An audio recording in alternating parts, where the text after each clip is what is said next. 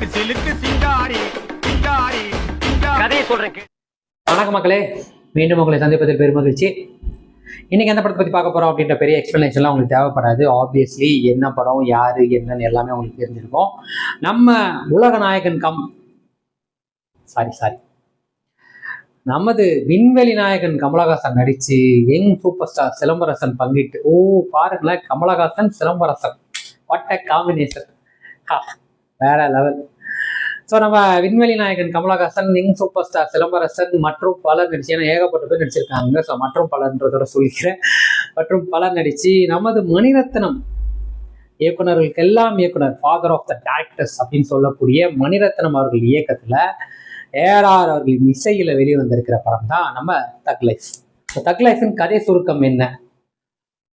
படம் ஆரம்பிக்கிறது வந்து நம்ம கமலஹாசன் அவர்களின் பார்வையில் இந்த கதையோட சாராம்சம் என்ன அப்படின்ற ஒரு ஒன்லைனோட ஆரம்பிக்கிறாரு.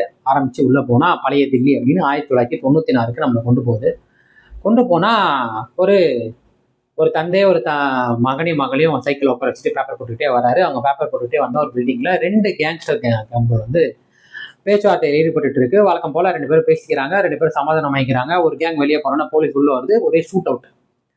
அதில் தெரியாதனமா அந்த பேப்பர் போடுற தந்தை இறந்து போறாரு. அதோட அவர் தங்கச்சி காணாமல் போயிடறா. அந்த பையனை விட்டு கமலஹாசன் கொண்டு வந்து அவர் வளர்க்குறாரு. கட் பண்ணா 2016.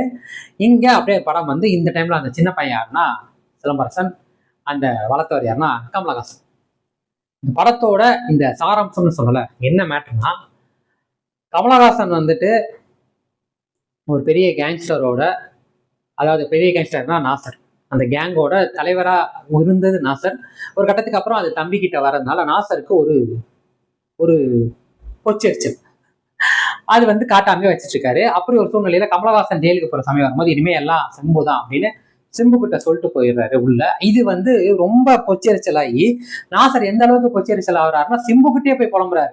எப்படி வந்து உங்ககிட்ட தனியாக கொண்டு போய் சொல்லிடலாமே, எல்லாருமே நீதான் இல்லைன்னா அப்போ நான் யாருன்னு சிம்புக்கிட்டே புலம்புறாரு. எப்பேற்பட்ட காட்சி அமைப்பு! யாரை பற்றி சொன்னால் அவர்கிட்டே புலம்புறாரு. ஒரு கட்டத்துக்கு மேலே இதெல்லாம் தாங்க முடியாமல் வழக்கம் போல் அந்த கேங் உள்ளவங்களே வந்துட்டு சிம்பு கிட்ட வந்து கமலா பற்றி தப்பாக சொல்லி மொத்த பேரும் கமலுக்கு எதிராக திரும்பி முதுகில் கொடுத்துட்றாங்க. அந்த காட்சி அமைப்பு பார்த்தீங்க அப்படின்னா விடுதலை விழிகளில் பாரிட பகை அலறிட கதறிட போரடா. எனக்கு அந்த சீட் முடிகிற வரைக்குமே எனக்கு விவேகம் படம் பார்த்த மாதிரி தான். சரி, மணிரத்னம் படத்தில் இந்த படமே இது வரைக்குமே எனக்கு சிசிவி பார்த்த மாதிரி தான் இருந்தது. அங்கங்கே த்ரிஷா போர்ஷன்லாம் வரும், அது காட்டு வேறு மாதிரி இருந்தது. இதில் விவேகம் வர்றது ஒரு மேட்டரா அப்படின்ற மாதிரி தான் எனக்கு தோணுச்சு.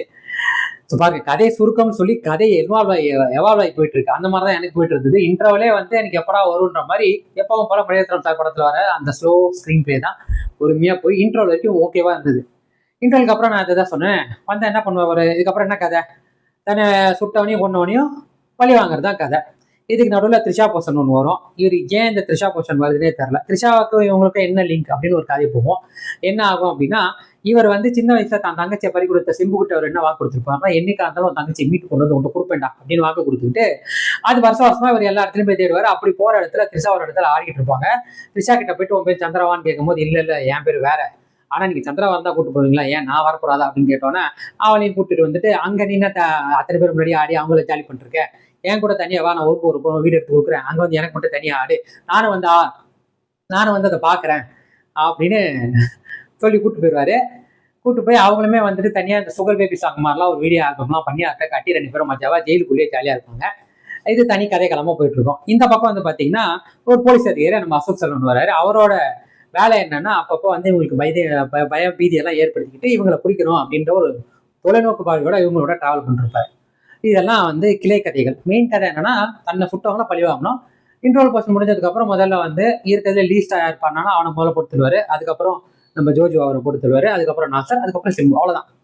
இதுல வந்து என்ன ஒரு ட்விஸ்ட்னா, படத்தோட கிளைமேக்ஸ் வந்து இவரை தங்கச்சியை சேர்த்து வைக்கிறப்போ இவர் செத்துருவாருன்னு நம்ம நினைப்பீங்க. இவர் சாக மாட்டார். இவருக்கு வர வேண்டிய குண்டை இவர் சிம்புவை காப்பாத்துற மாதிரி காப்பாத்தி அவருக்கு அந்த குண்டு பண்ணி அந்த இடத்துல செத்து போயிடுவான். தங்கச்சி வந்து பாக்குறப்போ பாப்பா சந்திரா குட்டி அப்படின்னு சொல்லி செத்து போயிடுவாங்க அந்த மனுஷன்.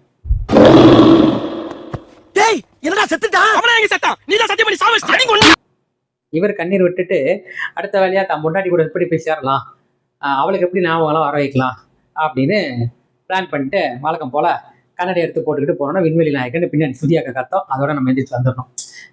நண்பர்களே, அசையாத மரம் ஒன்று உய்ந்தது கீழே. ப்ளீஸா கதை சுருக்கத்திலே இந்த படத்துல எனக்கு இந்த படம் பிடிச்சிருக்கா இல்லையான்றதையும் உங்ககிட்ட நான் முழுசா சொல்லிட்டேன். பாசிட்டிவ்னு பார்த்தீங்கன்னா இந்த படத்தோட பாசிட்டிவ் சீரியஸ்லி ஒரு 2005 பழைய கதை அதை இந்த ஸ்டாண்டர்டுக்கு கொடுக்க ட்ரை பண்ணியிருக்காங்க. அந்த முயற்சிக்கு நம்ம ஏஆரோட இசை ஓரளவுக்கு வலு சேர்த்துருக்கு, சினிமாட்டோகிராஃபி ஸ்டண்ட் இதெல்லாமே ஓரளவுக்கு வலு சேர்த்துருக்குன்னு தான் சொல்லணும்.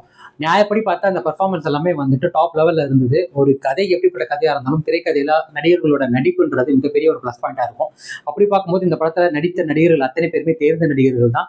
ஒருத்தரையும் நம்ம நடிப்பில் வந்து குறை சொல்ல முடியாத அளவுக்கு எல்லாருமே சிறப்பாக பண்ணியிருந்தாங்க. பட் அன்ஃபார்ச்சுனேட்லி ஒரு உண்மையிலே ஒரு பிரியாணி வந்து பார்க்கறதுக்கு எவ்வளோ அழகாக இருந்தாலும் அந்த பிரியாணி எடுத்து வாயில் வைக்கும் போது உப்பு அதிகமாக இருந்தாலும் நல்லா இருக்காது, உப்பே இல்லாமல் இருந்தாலும் நல்லா இருக்காது. ப்ராப்ளம் அங்கே அதுதான். என்னதான் நடிக்கிறவங்க எவ்வளோதான் நல்லா நடிச்சாலும் நம்மளுக்கு ஒரு படம்னு வரும்போது நம்மளுக்கு கொஞ்சம் ஒரு ஆக்ஷன் த்ரில்லர் படம்னு வரும்போது நம்மளுக்கு கொஞ்சமாவது அந்த த்ரில்லிங் எஃபெக்ட் இருக்கணும், சர்ப்ரைசிங் மூமெண்ட் இருக்கணும், பேங்காக இருக்கணும், வாவ் மூமெண்ட் இருக்கணும்.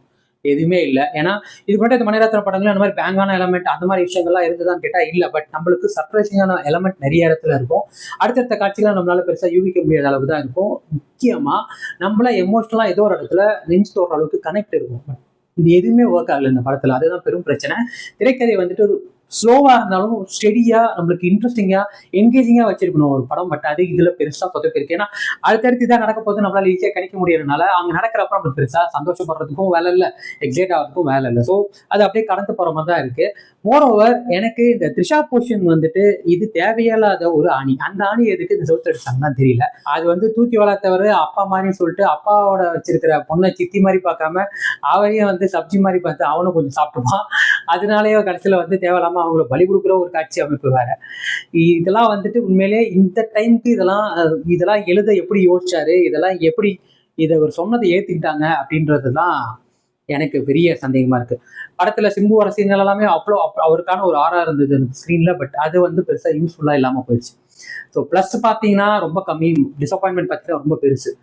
படம் பார்த்துட்டு வந்துட்டு ஒரு ஒரு ஹாப்பியாகவும் இல்லை, எக்ஸைட்டிங்காகவும் இல்லை, எந்த விதமான எமோஷனுமே இல்லாமல் முடிவடைஞ்சிச்சு இந்த தக் லைஃப் ஆக்சுவலாக. ஸோ ஓவராலாக தக் லைஃப் எனக்கு எந்த அளவுக்கு இன்ட்ரெஸ்டிங்காக எக்ஸைட்டிங்காக மஜாவாக இருந்ததுன்னு பார்த்தீங்கன்னா 100க்கு வந்து நான் ஒரு 50 கொடுப்பேன். அதுவுமே வந்து பர்ஃபார்மன்ஸ் வைஸ் இவங்க பண்ண விதம் தான். மற்றபடி எனக்கு இந்த படம் ஒரு சிசிவி ஒரு காற்று விளையாடே விவேகம் விக்ரம் இதெல்லாம் கலந்து வச்ச ஒரு படமாக தான் எனக்கு தோணுச்சு. விக்ரம் எங்கடா வந்ததுன்னு கேட்டிங்கன்னா கடைசியில் கிளைமேக்ஸில் நம்ம தலைவர் கண்ணாடி போட்டு போவார், அந்த சீனை சொன்னேன். ஸோ அவ்வளோதாங்க. உங்களுக்கு கமலஹாசன் பிடிக்கும், சிலம்பரசன் பிடிக்கும், அவங்களுக்காக அந்த படத்துக்கு போனால் தாராளமாக போங்க. ஒன் டைம் தான் வாட்சபிள். ஏன்னா அதுக்கப்புறம் நீங்கள் சத்தியமாக ஓடிடி கூட பார்க்க மாட்டீங்க, அப்படியே பார்த்தாலும் ஓட்டி பார்ப்பீங்க. ஸோ அவங்களுக்காக நீங்கள் போகிறதா இருந்தால் போங்க. மற்றபடி இது ஒரு மணிரத்னம் கமலஹாசன் காம்போ கண்டிப்பாக படம் நல்லா இருக்கும்னு நினச்சி போனீங்கன்னா நீங்கள் ஏமாற்றி போகிறதுக்கு நான் பொறுப்பு இல்லை. ஏன்னா நான் பார்த்துட்டு வந்து எனக்கு என்ன ஃபீல் ஆச்சோ அதை தான் உங்ககிட்ட சொல்கிறேன். உங்களை காப்பாற்றுறதுக்கு மேற்படி முடிவெடுக்கிறது உங்களோட கையில் இருக்குது. ஸோ மீண்டும் அடுத்த வாரம் வேற ஒரு திரைப்படம், வேற ஒரு விமர்சனம், வேற ஒரு தோட்டத்தில் உனது சந்திக்கிறேன். உங்கள் விஜய் கிராதகன். இது நம்ம ஷோ ட்ரெயின் வந்து போச்சு. எப்பா சாமி போதும்டா ஓட்டுறது ரீல் அந்து போச்சு.